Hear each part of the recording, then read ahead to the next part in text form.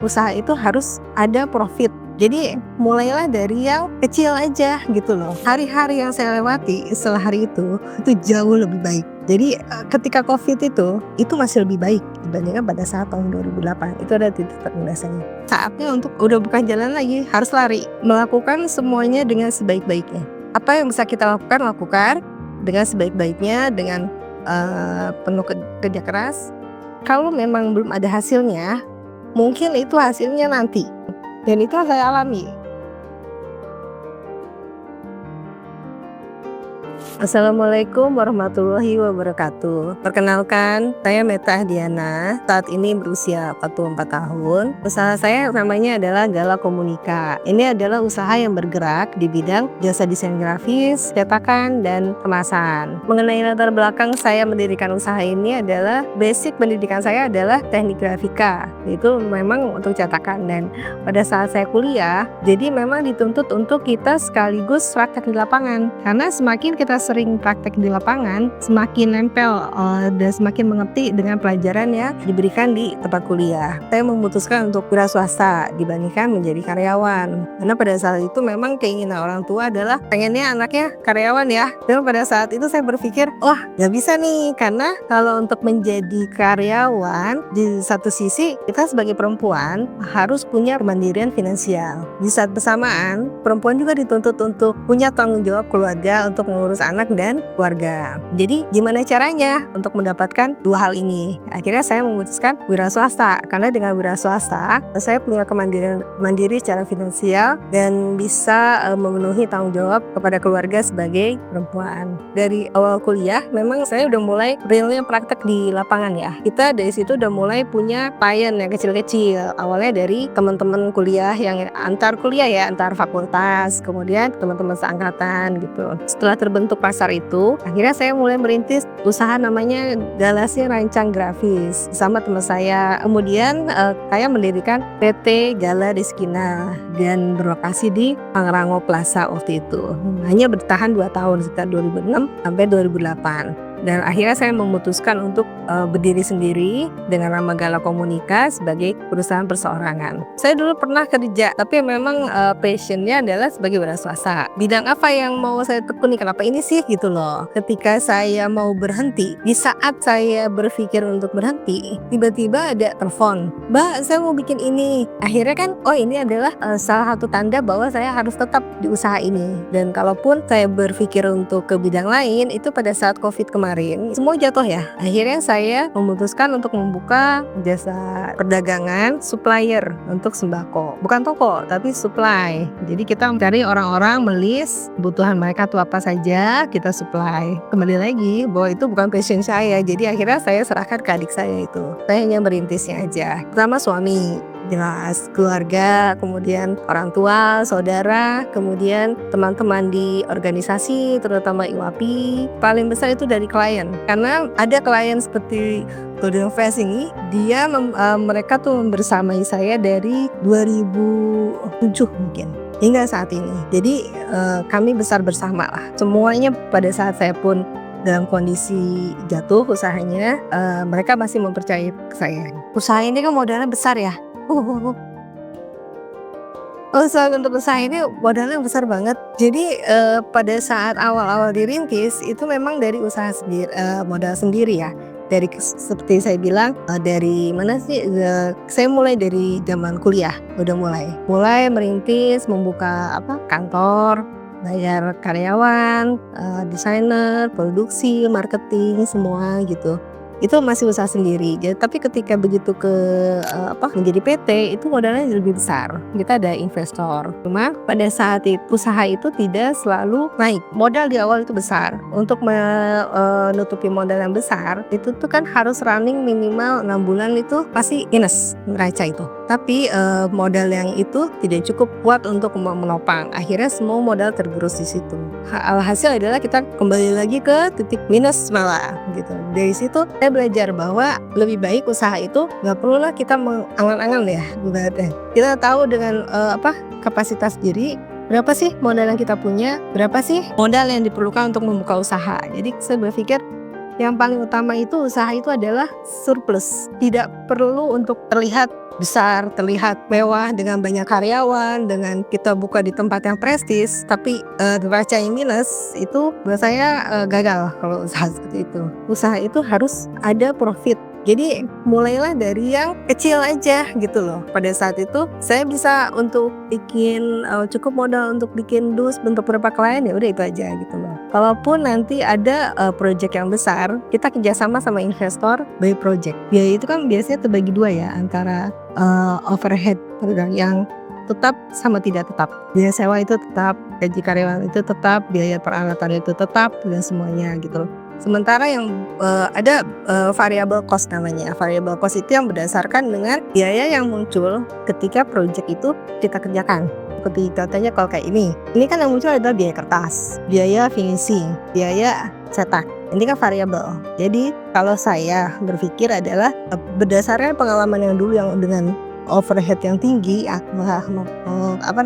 menghabiskan modal kita kalau tidak terpenuhi.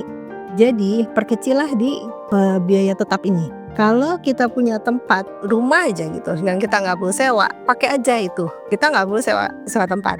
Kedua, tadi kan ada biaya tempat, kemudian biaya karyawan. Untuk karyawan dimaksimalkan jaringan kita. Berarti gini, kalau bisa karyawan sedikit mungkin gitu. Bukan berarti saya tidak pro untuk membuka lapangan pekerjaan sebesar-besarnya, enggak. Tapi kita memaksimalkan tempat-tempat yang ada. Ibaratnya gini, di tempat produksi itu ada khusus tempat finishing. Dia tuh punya karyawan banyak. Tapi kalau misalkan dia nggak ada makanan ya, nggak ada orangnya, mereka pun akan tidak kerja kan. Makanya kita memaksimalkan, oh ini idle statusnya. Jadi dengan kita bermitra dengan dia, kita memberi makanan kerjaan ke mereka, mereka bisa bergerak juga. Tapi kita tidak punya tanggung jawab dengan penggajian mereka gitu loh.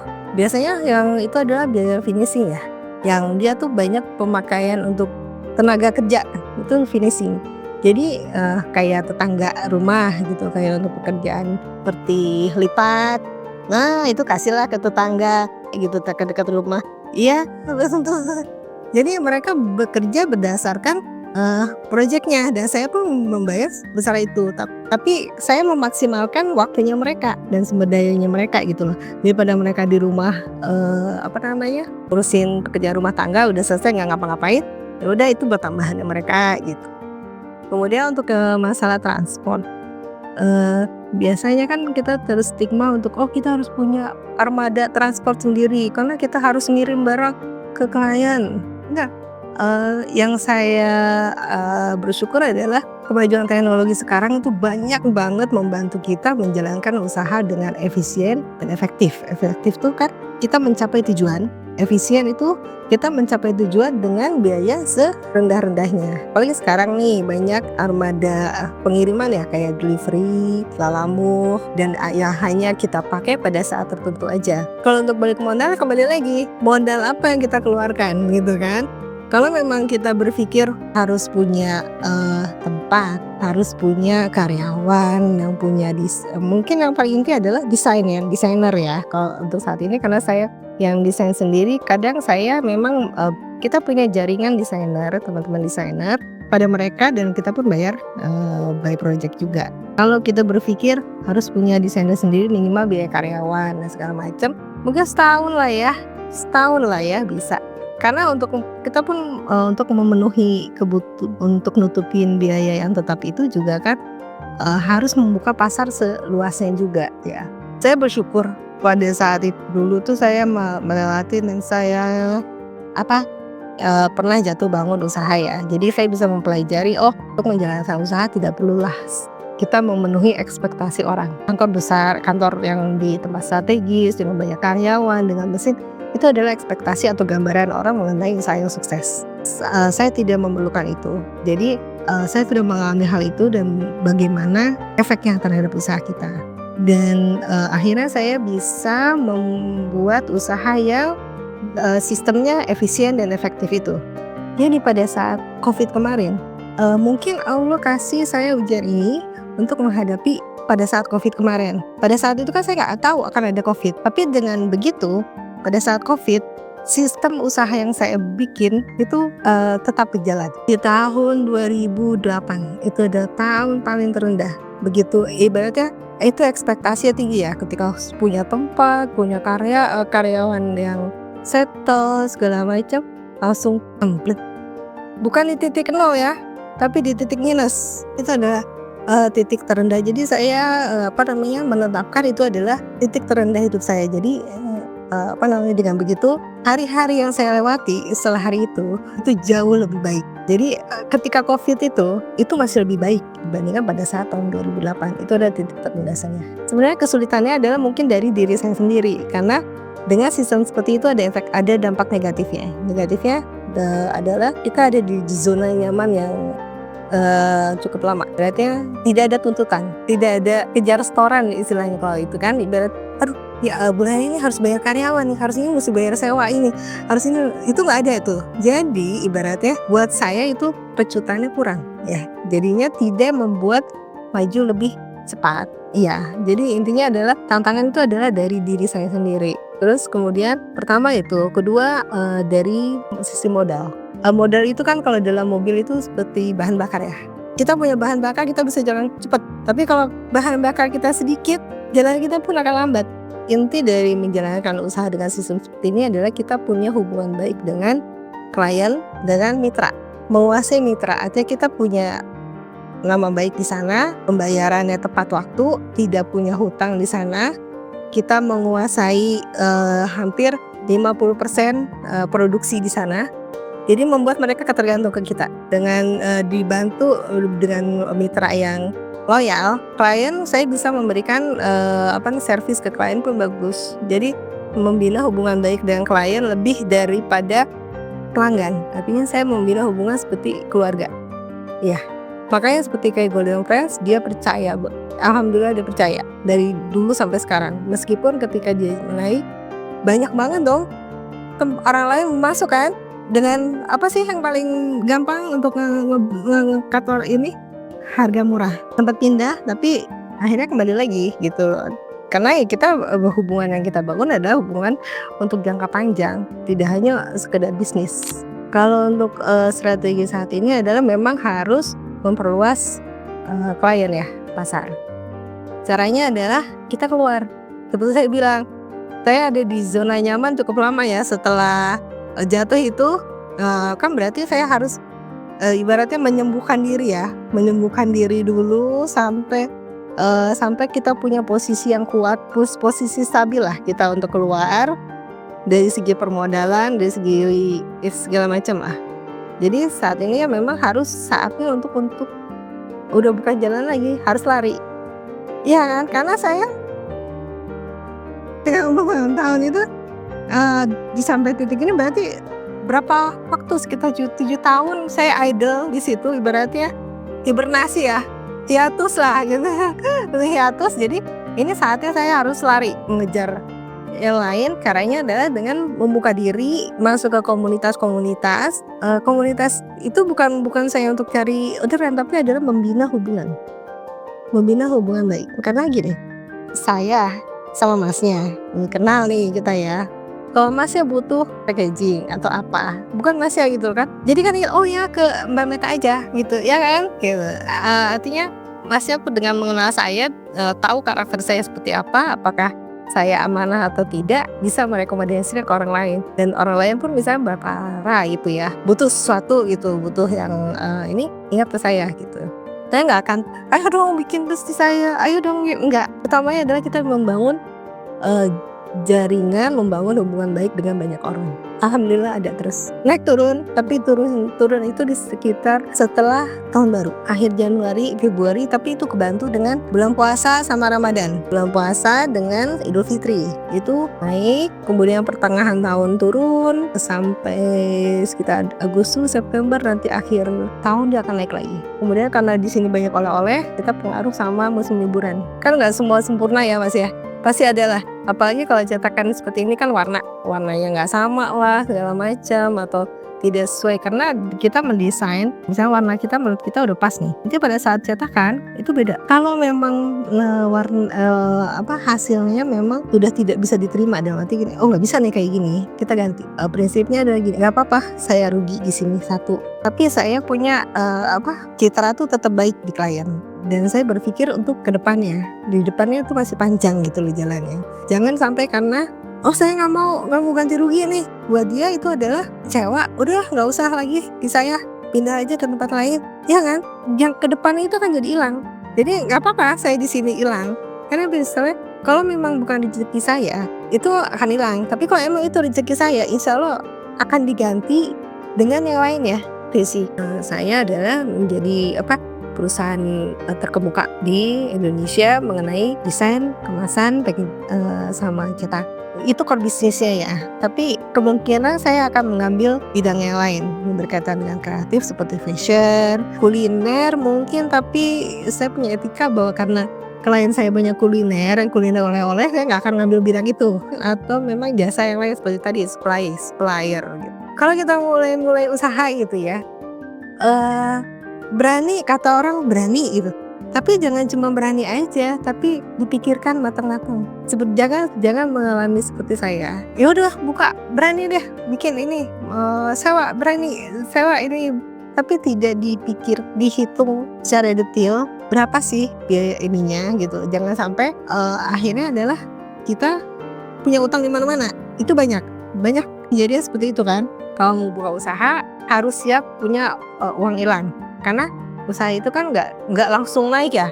Itu berapa persen sih orang yang buka usaha langsung booming gitu kan? Pasti dia akan mengalami masa turun dulu. Jadi pahitnya berpikir kalau saya punya uang udah 10 juta mau buka usaha, saya harus sudah siap dengan hilang 10 juta itu. Itu berani, tapi berani dengan perhitungan. Kemudian konsisten. Saya memulai ini dari tahun 2002. Kalau saya nggak konsisten di tengah jalan, saya kan nggak akan mendapatkan momentum ketika bumi oleh-oleh di Bogor, ya kan? Berarti gini, dia pertanda seperti saya bilang, ketika saya mau berhenti nih, saya mau berhenti, tiba-tiba ada telepon, Mbak Meta, bisa nggak bikin ini? Oh iya, dan saya tidak bisa bilang tidak. Iya. Oh, berarti saya memang harus ada di jalan ini. Akhirnya dengan saya bertahan, akhirnya saya bisa mendapatkan ibaratnya bonus yang digantung gitu lah. Yang penting kita usaha, hasil itu urusannya Allah. Melakukan semuanya dengan sebaik-baiknya. Apa yang bisa kita lakukan dengan sebaik-baiknya, dengan penuh kerja keras. Kalau memang belum ada hasilnya, mungkin itu hasilnya nanti, dan itu yang saya alami, dan saya baru dapat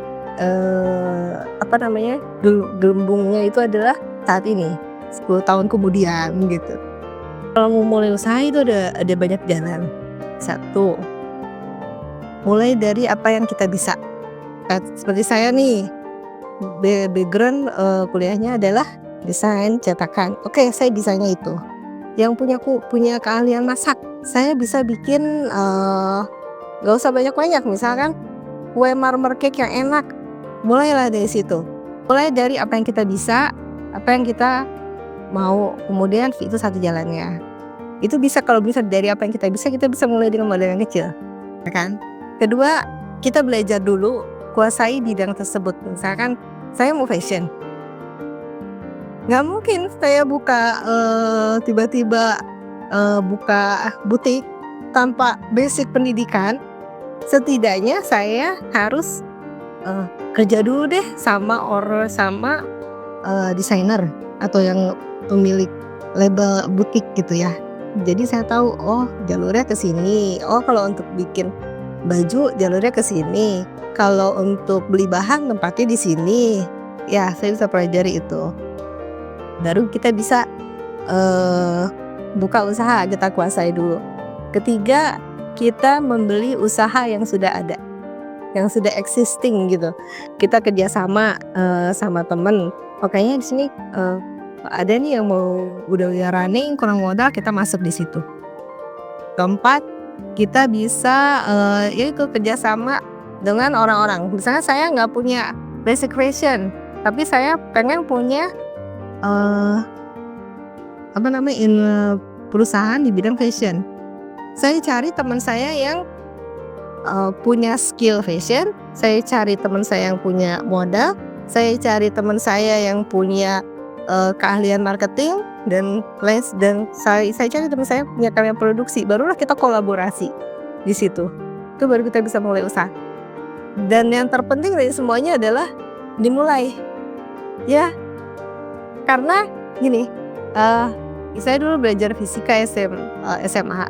Jadi ada hukum fisika yang bunyinya gini, tenaga yang kita butuhkan untuk mendorong itu jauh lebih besar pada saat dibandingkan dengan tenaga yang kita butuhkan setelah jalan. Jadi yang terberat adalah dimulai.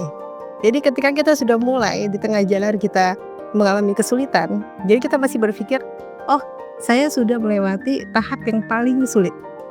Ya, untuk para pelaku usaha di Kota Bogor terutama, bagi yang membutuhkan konsultasi mengenai kemasan, cetakan, atau yang lainnya yang berkaitan dengan bidang desain grafis, bisa menghubungi Gala Komunika, kunjungi Instagram gala_komunika. Kemudian bisa juga datang ke galeri kami di Jalan Medika Blok AD nomor 14 dengan perjanjian terlebih dahulu.